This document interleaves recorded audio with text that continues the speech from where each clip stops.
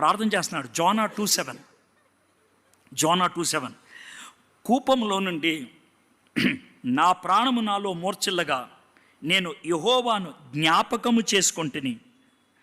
అప్పుడు దేవుడు జ్ఞాపకం వచ్చాడు.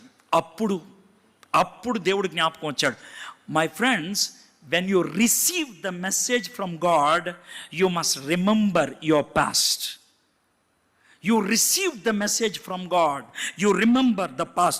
అప్పుడు తాను జ్ఞాపకం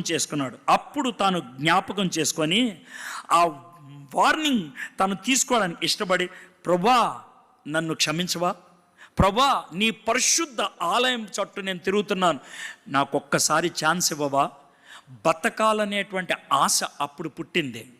హీ రిమెంబర్డ్, ఆయన జ్ఞాపకం చేసుకున్నాడు. తర్వాత ఏం జరిగిందో చూడండి. 1వ అధ్యాయం 7వ వచనం, ఇది రూతు గ్రంథం 1వ అధ్యాయం 7వ వచనం.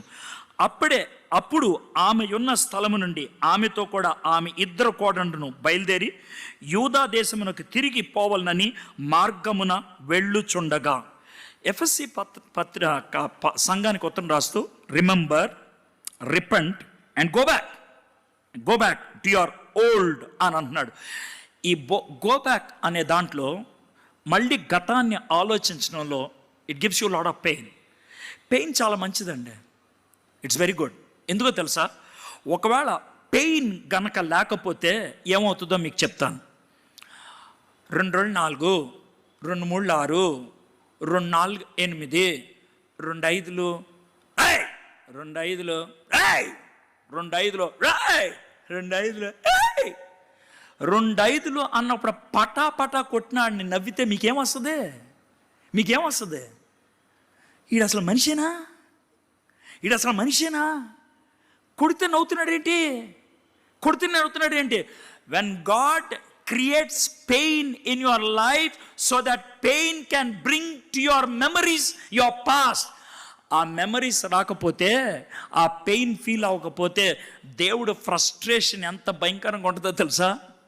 హీ ఫీల్స్ సో ఫ్రస్ట్రేటెడ్, చాలా కోపంగా ఉంటుంది. ఆ కోపాన్ని ఇస్కరియోతు దగ్గర చూపించాడు. ఆ కోపాన్ని నీ దగ్గర చూపించకూడదు. ఈ మాటలు చెప్తూ ఉన్నప్పుడు, are you able to recollect your past? ఆ పాస్ట్ రికలెక్ట్ అయినప్పుడు, నెంబర్ 1 దేవుడు మెసేజ్ పంపించాడు. నెంబర్ 2 నీ గతాన్ని జ్ఞాపకం రావడానికి దేవుడు నీలో పెయిన్ క్రియేట్ చేశాడు. నీ గతం గుర్తొచ్చిన తర్వాత ఇప్పుడు చేయాల్సిందేంటి తెలుసా? రిపెంట్, మారు మనసు పొందాలి. Do you know what is repentance? మారు మనసు అంటే ఏంటి తెలుసా? మనలో చాలామందికి మారు మనసు అంటే ఏంటో తెలియదు. మారు మనసు అంటే ఏదో చేయటం అనుకుంటారు. మీలో కొంతమంది చెప్పేటువంటి మాటలు నేను అప్పుడప్పుడు వింటాను. బ్రదర్, నేను ఒకప్పుడు తాగుబోతుని, ఒకప్పుడు తిరుగుబోతుని, అయితే తర్వాత ప్రార్థన చేయటం మొదలుపెట్టాను, తర్వాత చర్చికి రావటం మొదలుపెట్టాను, తర్వాత సంఘ కార్యక్రమాల్లో ఉండటం మొదలుపెట్టాను, తర్వాత క్వైర్లో కూడా జాయిన్ అవ్వటం మొదలుపెట్టాను, తర్వాత పాస్టర్ గారు నాకు నెమ్మదిగా అవకాశం ఇచ్చారు, నేను స్టేజ్ మీదకి వెళ్ళి వాక్యం కూడా చెప్తున్నాను. వాడి జీవితంలో రిపెంటెన్స్ లేదు. ఏ సార్ అని అంటే, వాడు తాగుబోతూ ఈ రూట్లో వెళ్తున్నాడు, తిరుగుబోతూ ఈ రూట్లో వెళ్తున్నాడు, వ్యభిచారి ఈ రూట్లో వెళ్తున్నాడు. ఇదే విధంగా ఆయన ముందుకెళ్ళి బైబిల్ చదివాడు, ఇంకా ముందుకెళ్ళి పాటలు పాడాడు, ఇంకా ముందుకెళ్ళి పరిచయం చేయడం మొదలుపెట్టాడు, ఇంకా ముందుకెళ్ళి సంఘ పెద్ద అయిపోయాడు.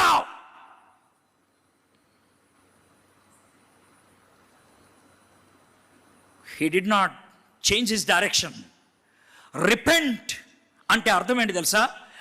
నయోమి ఇలా వెళ్తుంటే ఒక అమ్మాయి ఎదురొచ్చింది. అమ్మా ఏంటిది?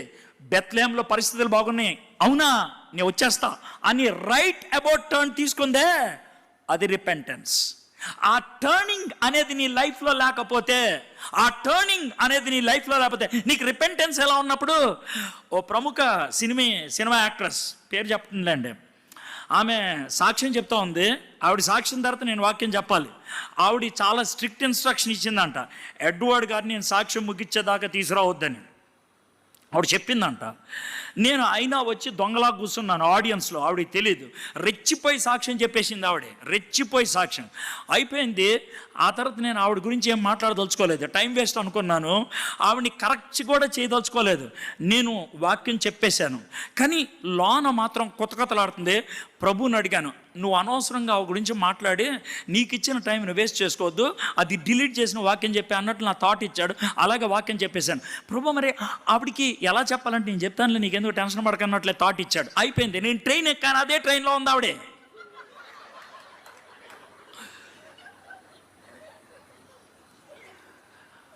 ఆవిడ ఒక కుప్పేలో ఉంది, నేను ఒక పక్క కుప్పేలో ఉంది. గట్టిగా కొట్లాడి పెట్టుకుంది ఎవరితోనో. ఆవిడది కింద బర్తు, ఎవరో పెద్ద ఆయన కింద బర్తులో పడుకొని ఆవిడని పైకి వెళ్ళమన్నాడు. ఆవిడ వెళ్ళనంటుంది, గట్టిగా అరుస్తుంది. అదనమాట. నేను ఎవరో ఆడుచుకుంటున్నారని వచ్చేప్పటికి ఈయనే అన్నయ్య అని అన్నది. ఆ లుక్కే, ఆ సౌండే వేరే అదే. అయిపోయిన తర్వాత సగం తినేసిన పుల్లారెడ్డి డబ్బా ఇచ్చింది నాకు. నేనేమి కల్పించప్పట్లా, 4-5 స్వీట్లు తినేసింది, మిగిలి నాకు ఇచ్చింది. అన్న ఈ బాక్స్ మీరు వాడుకోండి అన్న. సరే చెప్పమ్మా అన్నాడు. అన్నయ్య మీరు నా సాక్ష్యం అయిన తర్వాత వచ్చారు కదంటే, లేదమ్మా విన్నా. అన్నయ్య విన్నారా? అన్నయ్య నా సాక్ష్యం ఎలా ఉందా? దాని సాక్ష్యం అనరమ్మా అని అన్నా. అదేంటన్నయ్య? సాక్ష్యం అంటే నా గతం ఇలాంటిది, అప్పుడు ఇది జరిగింది, అప్పుడు టర్న్ అయింది నా లైఫ్, ఆ టర్నింగ్ తర్వాత నా లైఫ్ ఇది అని చెప్పాలి. నీ జీవితంలో తప్పే తెలుసుకున్నట్లు ఎక్కడ లేదు. నీకు రిపెంటెన్స్ ఎందుకమ్మా? నీకు రిపెంటెన్స్ లేనప్పుడు నీకు రిటర్న్ అనేది ఎక్కడుందమ్మా? రిటర్న్ లేనప్పుడు అది సాక్ష్యం ఎలా అవుతుందమ్మా? నా సాక్ష్యం ఎప్పుడైనా విన్నావా? విన్నానన్నయ్య, విన్నా చాలాసార్లు. నేను ఆంటీతో కూడా మాట్లాడా, డిస్కో శాంతి. అర్థం, డిస్కో శాంతి ఆంటీకి మీ పేరు ఇంకా గుర్తుందన్నయ్య. అవునా? మరి ఆవిడతో డ్యాన్స్ చేసాక గుర్తుండగా ఏం చేస్తుంది? ఆవిడ అన్నమాట, డిస్కో ఆంటీకి మీకు గుర్తున్నారన్నయ్య, ఇంకా గుర్తున్నారన్నయ్య. నా గతం ఏంటో నీకు తెలుసు కదా, నా ప్రస్తుతం ఏంటో నీకు తెలుసు కదా, నా టర్నింగ్ పాయింట్ ఏంటో నీకు తెలుసు కదా. నీ లైఫ్లో టర్నింగ్ పాయింట్ ఏంటి? నా గతమే మంచిదని మొదలుపెట్టావు నువ్వు. దాని రిపెంటెన్స్ అనరో. స్ట్రైట్. నీ గతానికి ప్రస్తుతానికి తేడా లేకపోతే, నీ లైఫ్లో ఒక ట్విస్ట్ లేకపోతే, నీ యొక్క లైఫ్లో మార్పు లేకపోతే అది మారు మనసే కాదు. రిపెంటెన్స్ అన్నదాన్ని బాగా అర్థం చేసుకోవాలంటే, గ్రీకులు రిపెంట్ అని అన్నప్పుడు చేంజ్ ఆఫ్ మైండ్, హిబ్రీలు రిపెంట్ అన్నప్పుడు చేంజ్ ఆఫ్ డైరెక్షన్. ఈ రెండు కలిస్తే కలిగేదాన్ని రిపెంటెన్స్ అంటారు. తప్పిపోయిన కుమారుడు కథలో సింపుల్ ఏంటి తెలుసా? వాడికి బుద్ధి వచ్చినప్పుడు ఎక్కడొచ్చింది? వాడు లేచి తండ్రి వద్దకు వెళ్ళాడు, అది ఎక్కడొచ్చింది? హెడ్లో వచ్చింది మార్పు, హార్ట్లో వచ్చింది. హెడ్లో వచ్చిన మార్పు ఇంటలెక్చువల్, హార్ట్లో వచ్చినటువంటి మార్పు ఇమోషను ఇంటలెక్టు కలిస్తే వచ్చింది మారు మనసు. యేసుప్రభు వారు నికోదేముతో మాట్లాడాడు చాలా స్పష్టంగా. ఒకడు ఆత్మ మూలముగాను నీటి మూలముగాను ఆయన తిరిగి జన్మిస్తే కానీ పని అవుదని. ఆత్మ మూలంగా అంటే అందరికీ అర్థమైపోద్ది పరిశుద్ధాత్ముడు అనేసి. నీటి మూలంగా అంటే చాలామంది బాప్తిస్మం అనుకుంటారు. కాదు, ఆ మాట ఒకవేళ నికోదేముతో నువ్వు నీటి మూలంగా మాట్లాడాలంటే అది ఎలా ఉంటుంది తెలుసా? ఈ పెద్దోళ్ళు ఉన్నారే, 1 2 3 4 5 6 ఈ 6 ఒకవేళ ఏమయ్యా మీరు అసలు బాప్తిసం పొందారంటే ఏమంటారు వాళ్ళు? ఆ 6 కలిసి నన్ను కొడితే నా ఎముకలు కూడా దొరకవు ఈసారి మీద పడితే.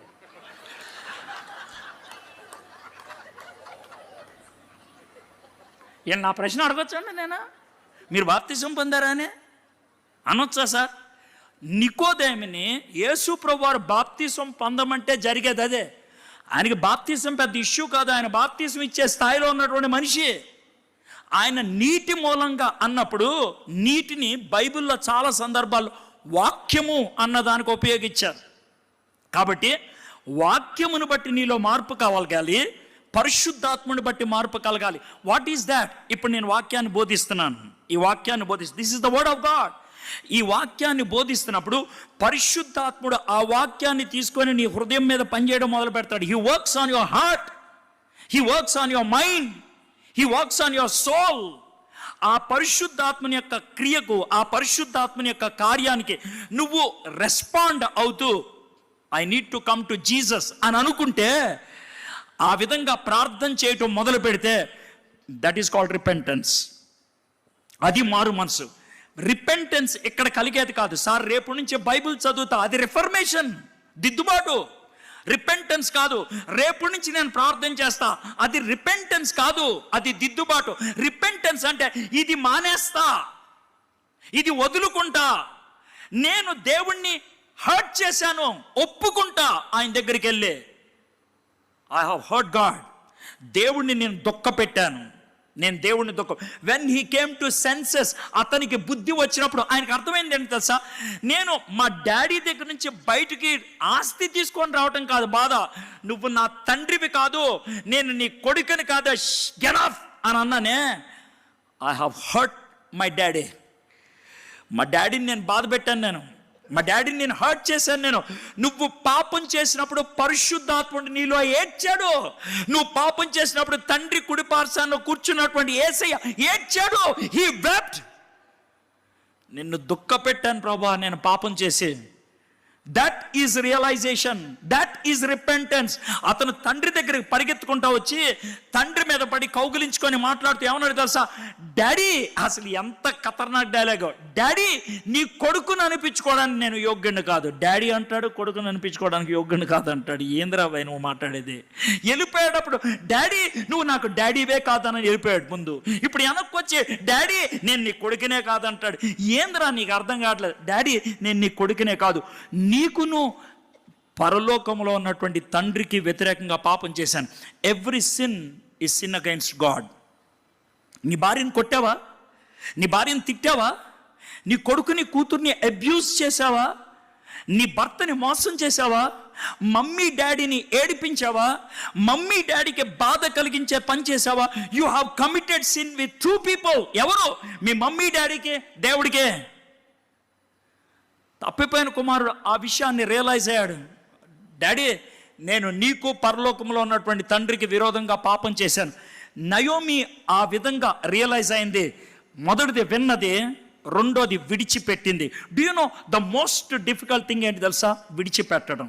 మనం ఏముంటుంది తెలుసా, విడిచిపెట్టొద్దు, అది అలాగే ఉండాలి, ఇది ఇలాగే ఉండాలా, సెటప్ అదే ఉండాలా, కానీ యేసు ప్రభు కావాలి నాకు.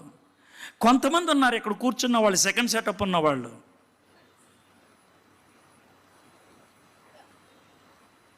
వాళ్ళు బహుశా సంఘ పెద్దలు కూడానేమో. ఈడెవడండి, వీడికి ఎవడు చెప్పాడంటే నేను ఎవరన్నా అరుస్తారేమో, అలాగొచ్చి అరిసావంటే అది నువ్వే అని అర్థం. సైలెంట్గా ఉంటే బెటరు. నువ్వేమన్నా అనవసరంగా రియాక్ట్ అయ్యావనుకో, నీ అంతటి నువ్వే భుజాలు తడుకున్నట్లు అర్థం, నీ అంతటి నువ్వే. ఒకసారి నేను ఒక మీటింగ్లో మ్యూజిషియన్స్ని తిట్టా. ఎందుకంటే నేను చూసా వాళ్ళు అప్పుడే వర్షిప్ చేసి వచ్చి మందు కొడుతున్నారు, తాగుతున్నారు. నేను చూసా, తిట్టా. నేను తిట్టినప్పుడు చాలా మర్యాదగా తిట్టా. ఈ పనికిమాలిన వాళ్ళు కొంతమంది ఉంటారని తిట్టా. ఇది లంచ్కి ముందు నేను లంచ్ చేస్తా ఉంటే ఆ లంచ్లో ఆర్గనైజర్ వచ్చి, సార్ మ్యూజిక్ టీం వాళ్ళంతా వెళ్ళిపోతున్నారంటే ఒక 5 నిమిషాలు ఆగమని నేను వస్తానన్నా. వాళ్ళు ఎలా ఫీల్ అయిపోయారంటే అన్న వచ్చి మన అందరికీ దండం పెట్టి సారీ చెప్తాడేమో అని అనుకున్నారు వాళ్ళు. పాపం సీరియస్గా ఆగిపోయి ఉన్నారు వాళ్ళు. అర్థమైపోతే నేను వెనక్కి వచ్చా. వచ్చిన తర్వాత ఏం బాబు ఏంటనంటే, అన్న మీరు అన్న మాటలు మేము చాలా హర్ట్ అయిపోయామన్నా, వెళ్ళిపోతామన్నా అన్నాడు. అవునా, రే వీళ్ళందరి పేర్లు రాసుకొని రానన్నా. ఏ అని అంటే మధ్యాహ్నం మెసేజ్ ఇస్తాను మళ్ళీ. ఇప్పుడు నేను పొద్దున్న కొంతమంది అని చెప్పాను, ఇప్పుడు వాళ్ళ పేర్లు ఏంటి చెప్తాను రా నేను, వీళ్ళే అనేసి పేర్లు చెప్తాను. అర్థమైందా? మీరు ఓకే అంటే వెళ్ళండి, నాకేం ఎవడైనా ఒక్కడ వెళ్ళినా కూడా నీ పేరు చెప్తాను నేను. యాదవదే నేను కొంతమంది అన్నా. నువ్వెందుకు భుజాలు తడుకోవాలి? నువ్వు తడుకున్నావు అంటే నువ్వే కదా అర్థం. 3 నిమిషాలు టైం ఇస్తా, ఈ 3 నిమిషాల్లో లోనికి వెళ్తారో బయటకు వెళ్తారో డిసైడ్ చేసుకోండి, నాకు ఎక్కువ టైం లేదు అని అంటే పదండ్రా వెళ్ళిపోదాం అన్న జనరల్గా అన్నాడు కదా, అది ఆ డైలాగ్. నీకు అర్థమైందా అన్నగారు? అది నువ్వు రియాక్ట్ అయ్యావంటే నువ్వు ఆ బ్యాచ్ అని అర్థం. ఇప్పుడు ద్విమనస్కులారా అని బైబిల్లో ఉంది, నువ్వు అని అంటే అర్థం ఏంటి? నువ్వు అదేని కదా. ఇప్పుడు నువ్వు చదివి కూలుకున్నావంటే అది మనం కాదని. ఇప్పుడు దీంట్లో 3 రకాలు ఉంటారు. అని రియాక్ట్ అయ్యే వాళ్ళు అంటారే వాళ్ళు ఓవర్గాళ్ళు. అని ఏం పట్టించుకోకుండా ఉంటారు తెలుసా, వాళ్ళు మూర్ఖులు. అని ఏడుస్తారు చూసారా, వాళ్ళు మంచోళ్ళు.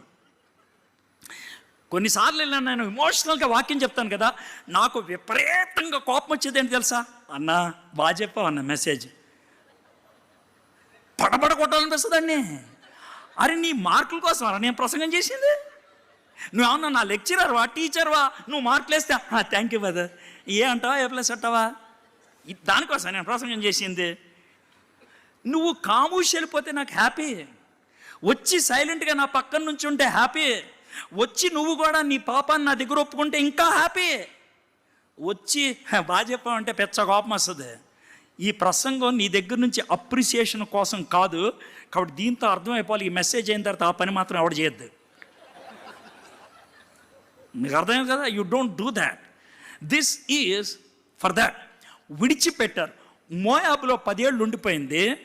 మోయాబు నుంచి లెగిసి వెళ్ళిపోవాలి. ఇట్స్ వెరీ పెయిన్ఫుల్, చాలా పెయిన్ఫుల్. నాకు ఒక గర్ల్ ఫ్రెండ్ ఉండేది.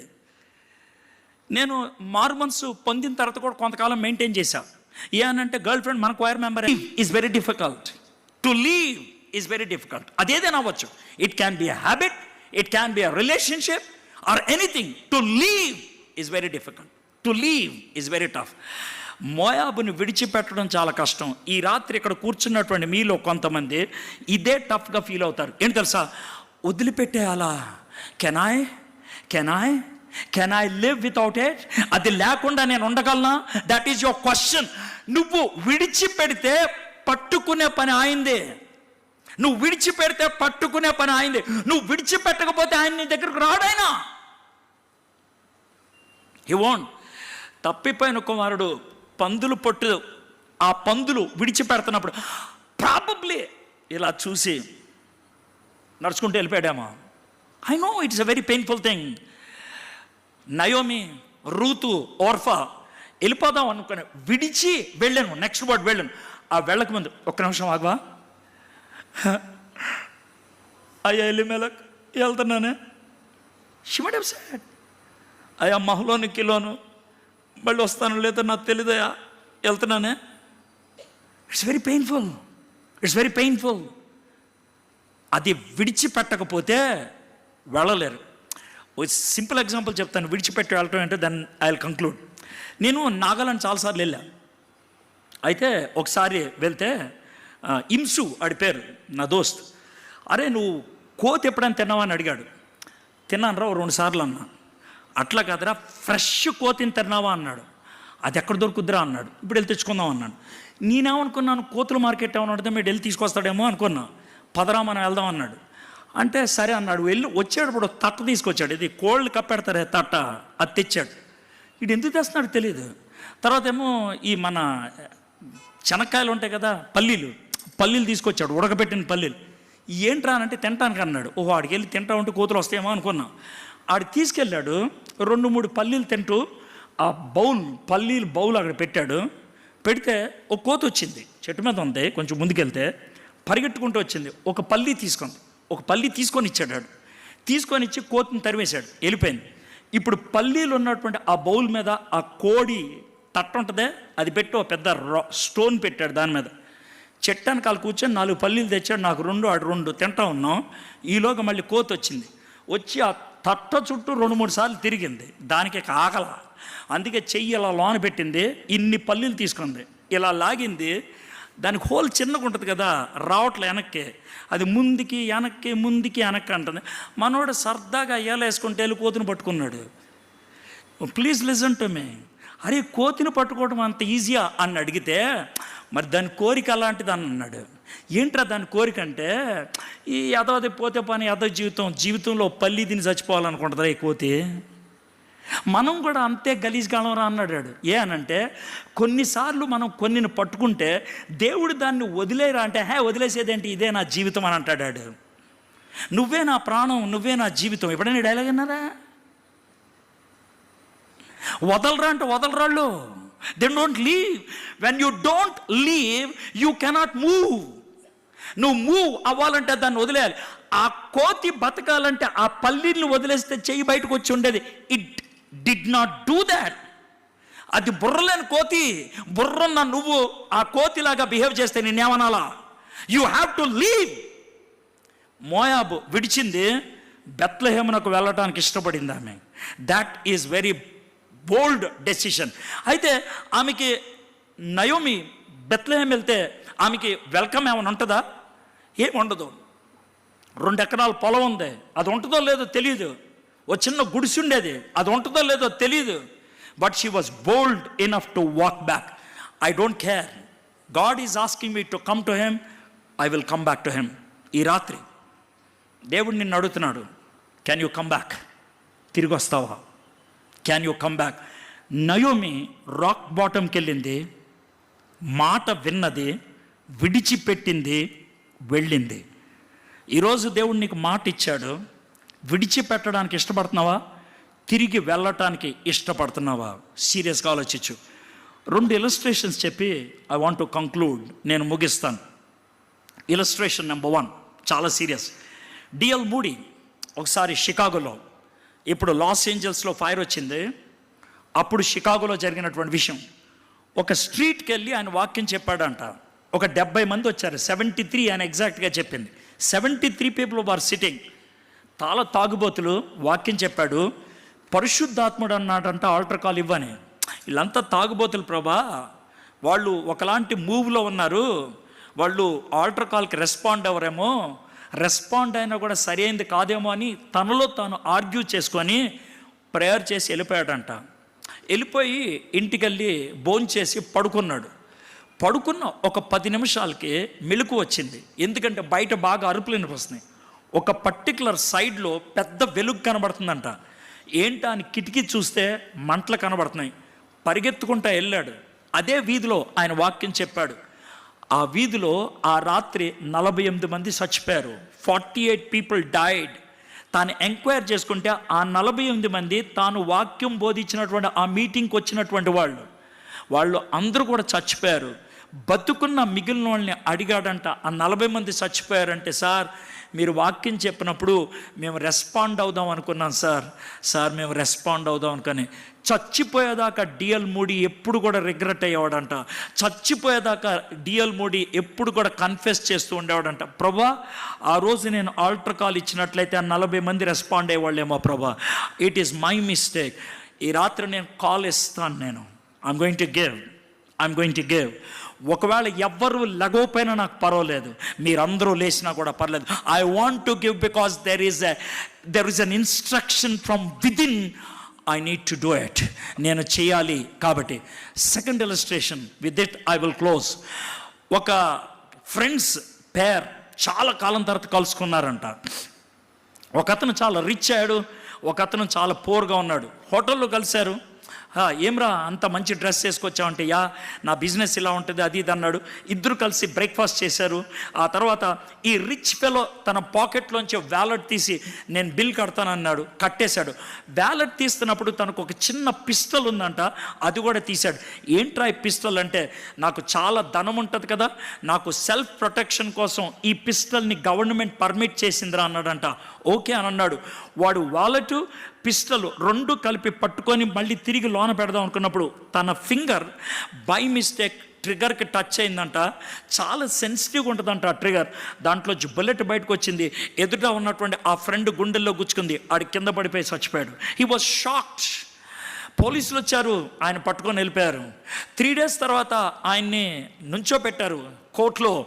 ఏం మాట్లాడలేక తలంచుకున్నాడు. జడ్జి అడిగాడు రకరకాల ప్రశ్నలు, ఏట్లకి సమాధానం చెప్పలేడు. This is a cold blooded murder. ఇతన్ని 7 days ఉరికంబాన్ని ఎక్కించి చంపేయండి అని అన్నాడు. ఆయన్ని జైల్లో పెట్టేశారు. 5 days అయిపోయింది. 6th day ఇది. ఫ్రెండ్స్ అంతా జడ్జి గారి దగ్గరికి వెళ్ళి, సార్ జరిగినటువంటి విషయం ఇదంటే, yes I came to know. Sir మీరు ఏదో ఒకటి చేయండి సార్ అంటే, ఆ రోజు అతను నోరు తెరిచినట్లయితే నాకు అప్పుడే తెలిసేది, he is not opening his mouth, I can't do anything. Sir ఇంకేమీ ఛాన్స్ లేదా అంటే, ఉన్నది ఒక ఛాన్స్. ఏంటనంటే క్షమా భిక్ష అనేది ఉంటుంది. దానికి ఆయన ఏమని చెప్పాలంటే, నేను తప్పు చేశాను సార్, నేను పొరపాటుని చేశాను సార్, నన్ను క్షమించండి సార్ అని తాను డిక్లేర్ చేస్తే, I can sign it and I can bring it out అని అంటే, సార్ వాడంతా పని చేస్తాడో లేదో, హీఈస్ ఇమోషనల్లీ డౌన్ అంటే, డోంట్ వరీ, ఆ లెటర్ అంతా నేను రాస్తాను, he need to sign it, that's all, he need to sign it అని తాను జడ్జి వెళ్ళాడంట. జైలుకి వెళ్ళాడు. ఆయన జైలు రూమ్లో ఉన్నాడు. అటు తిరిగి ఉన్నాడు. బాబు నీకు గుడ్ న్యూస్ తీసుకొచ్చాను, నీకు ఫ్రీడమ్ తీసుకొచ్చాను అని చెప్తూ ఉంటే, పాస్టర్ గారు వచ్చారనుకొని చాలా కోపంతో గెట్ అవే అని అరిచాడంట. ఆయన బతిమలాడి జడ్జి గారు వెళ్ళిపోయాడు. మామూలు డ్రెస్లో వచ్చాడు ఆయన. వెళ్ళిపోయిన తర్వాత జైలు సూపరింటెండెంట్ 4 o'clock వచ్చి, రేపు మార్నింగ్ 4 o'clock నిన్ను ఉరికంబం మీద చంపేస్తాం, అని అంటే తెలుసు. నీకేమన్నా చివరి కోరుకుందా అని అడిగాడంట. ఇతను తలక ఉంచుకొని ఆలోచిస్తుంట, రే ఈ ప్రశ్న అడగాలి కాబట్టి అడుగుతున్నాను రా, నిన్ను ఈ ప్రశ్న అసలు అడగకపోయినా పర్లేదు. ఎందుకు సార్, నీకు బతుకు మీదే కోరికలు లేనప్పుడు కోరికలే ఉంటాయి రా అని అంటే, ఎందుకు అనుకుంటున్నారు సార్, నాకు బతకాలన్నది. నీకు బతకాలని ఉంటే ఇందాక జడ్జి గారు క్షమాపక్షను తీసుకొని వస్తే ఎందుకు చీకొట్టి పంపించేసేవారంటే ఏడుస్తున్నాడంట. సార్ ఇందాక వచ్చింది జడ్జా, నాకు తెలియదు సార్. లేదురా, నీకు క్షమాపేక్ష తీసుకొని వచ్చాడు ఆయన నీ కోసం వచ్చాడు. ఆయన రాసుకొని వచ్చాడు, సంతకం పెడితే సంతకం పెట్టి నిన్ను తీసుకొని బయటికి వెళ్దామని. బోరున ఏడ్చి సార్ ఇప్పుడైతే నాకు ఖచ్చితంగా కోరిక ఉంది సార్ అన్నాడంట. ఏంట్రానంటే, నేను చచ్చిపోయిన తర్వాత నా ఫోటో పేపర్లో వేస్తారు కదా, అవసరమా? కాదు సార్, మీరు ఖచ్చితంగా వేయాలి సార్. వేస్తాను. వేసిన తర్వాత కింద నా చివరి స్టేట్మెంట్ రాయండి సార్. ఏంట్రా అని చివరి స్టేట్మెంట్? మిత్రులారా, నేను ఉరికంబం మీద చచ్చిపోయింది నా మిత్రుణ్ణి చంపినటువంటి పాపానికి శిక్ష కాదు. నేను ఉరికంబం మీద చచ్చిపోయింది నా మిత్రుణ్ణి చంపిన పాపానికి శిక్ష కాదు, నా దగ్గరకు వచ్చిన క్షమాపణని చీకొట్టినందుకు. ఈ రాత్రి ఇక్కడ కూర్చొని వింటున్నటువంటి మీరందరూ రక్షణ అనుభవంలోకి రావాలని, మీరందరూ ప్రభు యొక్క క్షమాపణ అనుభూతిలోకి రావాలని దేవుని యొక్క తపన, కోరిక. అందుకే ఈ మాటలు చెప్తున్నాడు. ఒకవేళ మీలో ఎవరైనా తృణీకరించి వెళ్ళిపోయి ఆ తర్వాత మీ హృదయం బండబారిపోయి ఆ తర్వాత చచ్చి నరకానికి వెళ్తే నేను బాధ్యుణ్ణి కాదు. ఈ రాత్రి వాట్ ఈజ్ యువర్ రెస్పాన్స్? దేవుడు ఇనిషియేషన్ తీసుకున్నాడు, దేవుడు ఇన్ఫర్మేషన్ నీకు ఇచ్చాడు. Would you like to say yes Lord, I confess, I'm so sorry, I want to come to you? ఈ రాత్రి ఆ మాటలు చెప్పడానికి ఇష్టపడుతున్నారా?